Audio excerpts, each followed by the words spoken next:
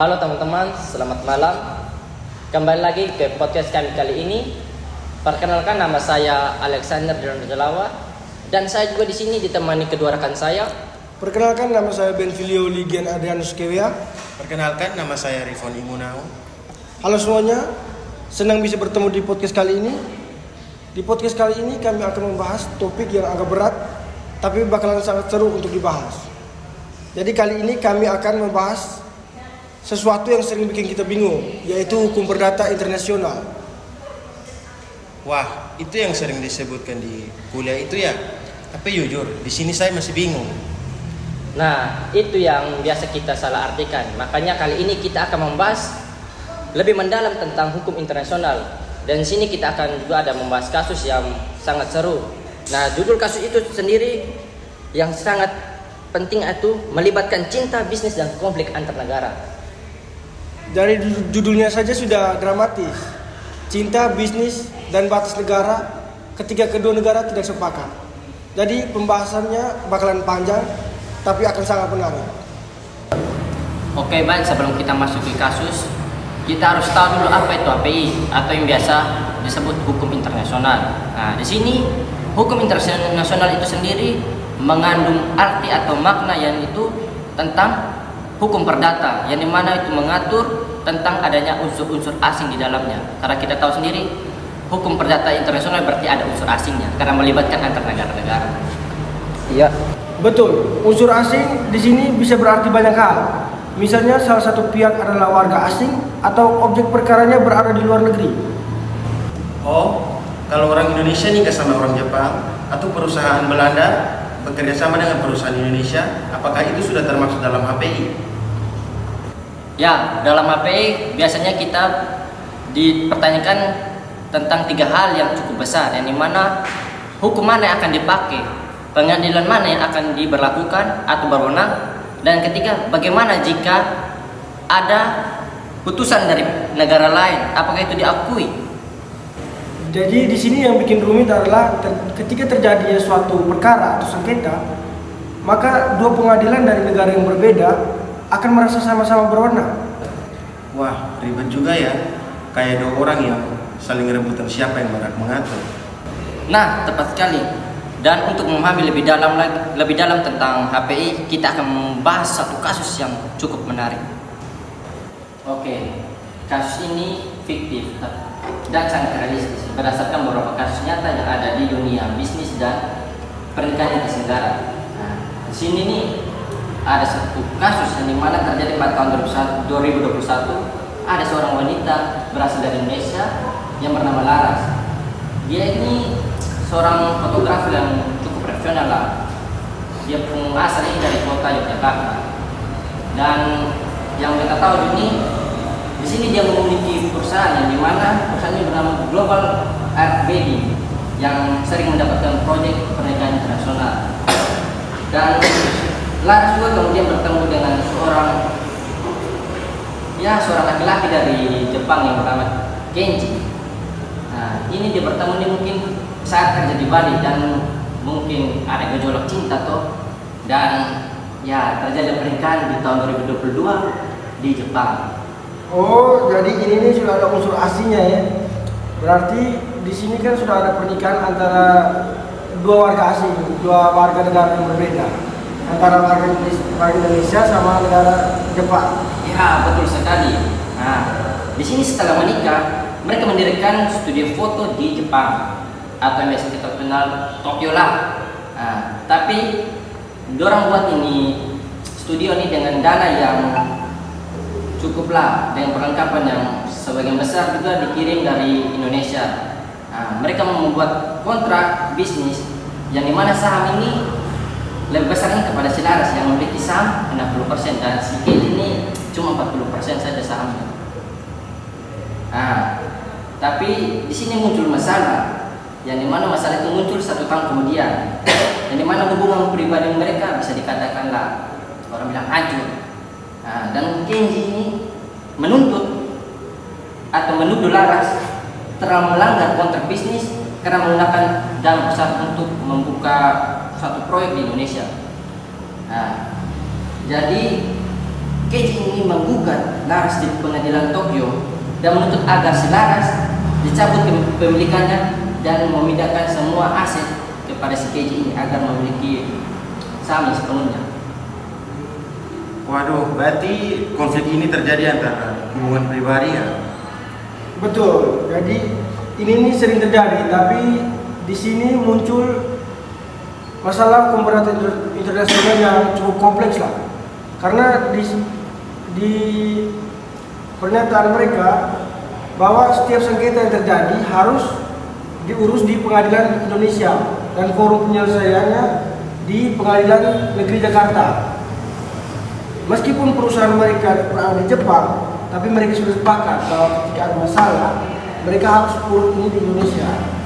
Nah, di sini ketika Keiji menggugat di Tokyo, nah, Laras itu menolak karena dengan alasan sengketa seharusnya harus dilakukan atau diselesaikan di Indonesia, tepatnya di mereka kawan bilang tentu di Jakarta di pengadilan pusat. Nah, tapi pengadilan Tokyo tidak memproses itu dan akhirnya memutuskan bahwa Keiji berhak atas sepenuhnya pada saham yang telah dorong dirikan itu. Oh, berarti jadi di sini nih Laras ini dirugikan ya. Makanya dia menggugat pengadilan di Indonesia sehingga muncullah dua putusan yang dari dua negara yang berbeda. Jadi dari sini nih, dari kasus ini kita bisa analisa dari kacamata hukum berat internasional. Yang pertama kita analisa itu dari choice of law ya. Jadi mereka ini sudah sepakat menggunakan hukum yang ada di Indonesia. Jadi segala perjanjian bisnis yang mereka buat harus mengikuti peraturan yang ada di Indonesia, maupun itu kepemilikan modal, pembagian bisnis atau juga sebagainya. Tapi dari sisi choice of law juga disebutkan pengadilan Indonesia. Nah, jadi sebagaimana mestinya seharusnya Tokyo itu atau pengadilan Tokyo seharusnya tidak berwenang dalam kasus ini dong. Itu tergantung. Jadi itu tergantung.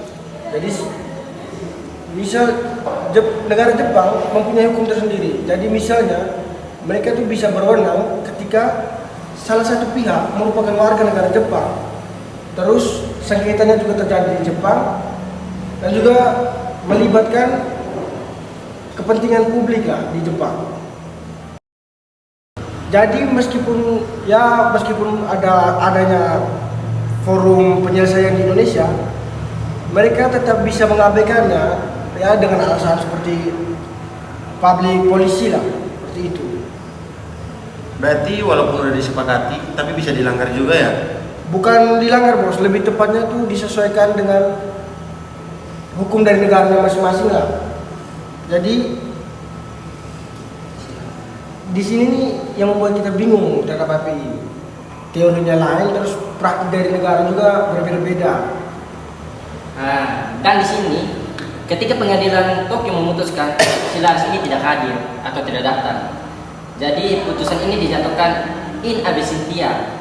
Nah, namun ketika Laras menggugat Indonesia, pengadilan Indonesia juga tidak mementingkan atau tidak mengakui putusan yang dibuat oleh Jepang atau Tokyo karena tidak ada perjanjian antara kedua negara dan tidak mengakui juga sih sebenarnya putusan perdata yang telah dibuat oleh Tokyo begitu.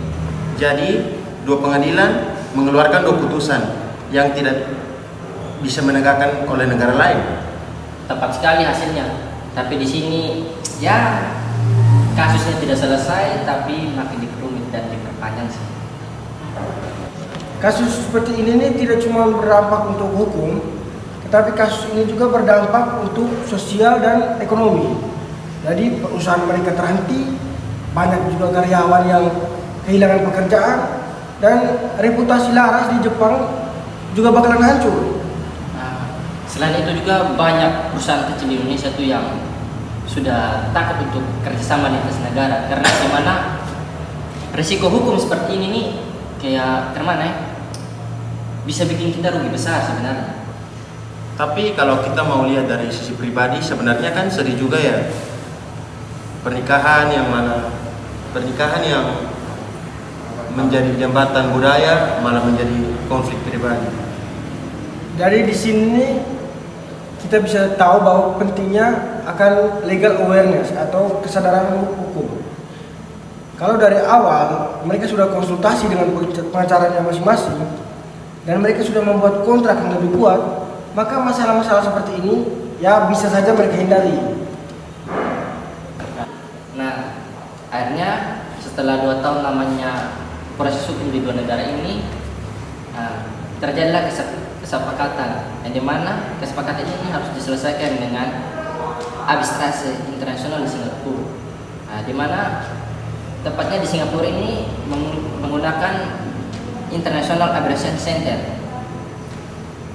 Arbitrase itu bagus karena arbitrase itu ya netral, terus cepat, dan juga mudah diakui di berbagai negara. Singapura juga punya reputasi yang cukup bagus lah di internasional di Asia. Jadi bagaimana hasilnya? Dalam arbitrase, para pihak sepakat bahwa si Laras ini memiliki 50% saham dan si Kenji ini mendapatkan hak pengelolaan di Jepang. Jadi keduanya tidak boleh lagi misalnya menggugat di pengadilan manapun, dan pada akhirnya ending ceritanya damai. Gitu. Jadi dari kasus ini kita bisa belajar. Yang paling penting adalah ketika kita membuat kontrak, kita harus butuh pendampingan. Apalagi dari kontrak lintas batas negara lah, kita harus butuh pendampingan dari orang-orang hukum. Terus untuk membuat forum atau klausul hukum, kita tidak boleh asal buat atau kita mau copy paste lah istilahnya. Kita tidak boleh copy paste sembarang. Jadi arbitrase ini bisa menjadi jalan tengah lah untuk menyelesaikan konflik lintas batas negara. Dan kita yang masih menjadi mahasiswa ini dan calon praktisi hukum, kita itu penting banget untuk mempelajari hukum perdata internasional ini, karena dunia ini semakin global. Betul.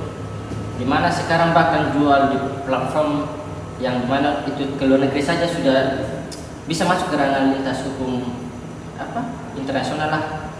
Jadi bukan cuma sekedar perusahaan besar, tapi juga dimana pelaku UMKM harus pun di situ harus paham sih gimana sih kalau misalnya orang melakukan kerjasama antar negara, dia harus lihat di situ apakah hukum ini bisa maksudnya bisa untuk mode kayak tangani supaya orang juga tidak ada masalah, karena kalau misalnya terjadi masalah dong sendiri yang rugi, bahkan rugi besar yang bisa menyebabkan orang mungkin bangkrut lah gitu. Ya, setelah kita bahas kasus tadi, saya juga mau membahas kasus lagi lah. Nah, cukup seru kita bahas tadi. Dan kasus ini hampir mirip, topiknya hampir mirip, rumit juga, tapi ya akan sangat menarik juga untuk kita bahas seperti kasus ini. Jadi sebelum itu saya mau menceritakan gambaran dari kasus ini. Jadi ada seorang perempuan asal Indonesia. Jadi dia ini menikah dengan seorang pria asal Belanda, namanya Virgil. Mereka menikah secara sah di Jepang, kemudian tinggal di Tokyo selama 4 tahunan lah. Jadi setelah menikah mereka mempunyai anak. Jadi anaknya ini lahir di Jepang dan secara otomatis dia memiliki kewarganegaraan Jepang. Jadi karena hubungan rumah tangga mereka yang makin lama makin memburuk, si Sinta ini memutuskan untuk kembali ke Indonesia dan membawa anaknya tersebut tanpa sepengetahuan si Virgil dan tanpa izin si Virgil. Virgil kemudian mengajukan permohonannya kepada pengadilan Belanda untuk Sinta agar anaknya dikembalikan. Sementara si Sinta ini juga mengajukan gugatan cerai di Pengadilan Negeri Surabaya. Jadi di sini muncul konflik lintas negara. Yang pertama yang menjadi tanda tanya besar di sini adalah pengadilan mana yang berwenang, terus hukum mana yang berlaku. Apakah Sinta ini harus mengembalikan anak tersebut kepada Virgil? Oke, baik. Dalam kasus ini mengandung 3 isu yang cukup kita tahu lah, di mana 3 isu ini adalah dalam hukum internasional. Mari kita bahas satu ya. Nah, di sini adalah yang pertama yuridis. Seperti yang dikatakan kawan tadi, yuridis yang berarti pengadilan mana yang berwenang. Nah, di sini secara umum yuridis biasanya mengikuti domisili tergugat atau tempat hubungan paling erat yang diorang lakukan. Saat gugat itu diajukan, si Cynthia dan si Virgil ini berdomisili di Indonesia. Nah, dan karena itu pengadilan Indonesia punya dasar untuk menangani penceraian dan hak asuh. Sementara itu pengadilan Jepang juga harus dia juga merasa berwenang lah, karena pernikahan tercatat di dorong negara, yaitu negara Jepang. Jadi anak berkewarganegaraan Jepang adalah contrast legislation atau 2 negara mereka berhak di dalam itu. Nah, yang kedua adalah choice of law, yang dimana adalah hukuman yang akan kita pakai dalam kasus ini, ya kan? Nah, di Indonesia sendiri untuk penceraian yang diproses di Indonesia atau hukum yang dipakai di Indonesia untuk status personal sebenarnya memang ada sih pada pasal 16AB yang mana mengarah ke hukum nasional masing-masing. Yang berarti masing-masing di sini berarti dari negara ini ke negara ini, ya kan? Jadi negara Indonesia juga bisa negara Jepang. Ya, tapi dalam praktik modern hukum Indonesia lebih cenderung memakai hukum nasional tempat perkara diajukan. Nah, sini sementara soal hak asuh anak ini berlaku pakai asas universal. Asas itu yang bisa disebut best interest of the children, yang dimana kepentingan terbaik anak lebih penting dibanding aturan formal. Dan yang ketiga itu adalah pengakuan putusan asing. Ya, kalau pengadilan Jepang memerintahkan si Cynthia ini mengembalikan anak, apakah Indonesia wajib patuh dalam dorong suruhan ini untuk Sinta harus kembalikan si anak ini? Apakah Indonesia harus patuh atau malah sebaliknya untuk melawan? Nah, jadi jawabannya ya bisa dikatakan tidak seotomatis itu sih untuk mengembalikan si anak itu, dikarenakan Indonesia bukan anggota Hague Convention of International Child Adoption, di mana putusan pengadilan asing tidak berlangsung bagi di Indonesia. Maksudnya tidak berlangsung di negara kita Indonesia begitu. Indonesia hanya memiliki mekanisme ex quo untuk putusan arbitrasi internasional, bukan putusan pengadilan. Jadi Indonesia tidak berwajib mengembalikan si anak itu, mungkin yaitu anak Aiko, mungkin dia dong anak seharusnya tidak bisa karena ada putusan dari negara Jepang. Atau bisa kita lihat dari sisi sosial, kasus semacam ini sebenarnya banyak ya, juga sering terjadi di pernikahan. Karena pernikahan ini banyak dilakukan mungkin dorong untuk mencari keturunan yang baru, makanya dong bisa kami lintas negara. Dan biasanya juga kalau dong sudah nikah begitu Pak, nanti yang dirugikan kan anak. Nah, gimana yang kita bisa lihat ini beta bahas satu di dampak dari dong kami lintas negara gitu. Nah, di mana di sini yang pertama adalah dampak bagi anak. Nah, anak orang ini sebenarnya berada di posisi sulit, yang mana lahir dan besarnya tumbuh di Jepang, tapi tiba-tiba hidupnya berpindah ke lingkungan baru dan tidak tahu apa yang terjadi antara orang tuanya. Nah, di sini berpotensi kehilangan hubungan dengan salah satu orang tua. Misalnya, dong orang tuanya berkelayar, tapi nanti si anak ini akan kehilangan si mamanya atau si bapaknya begitu.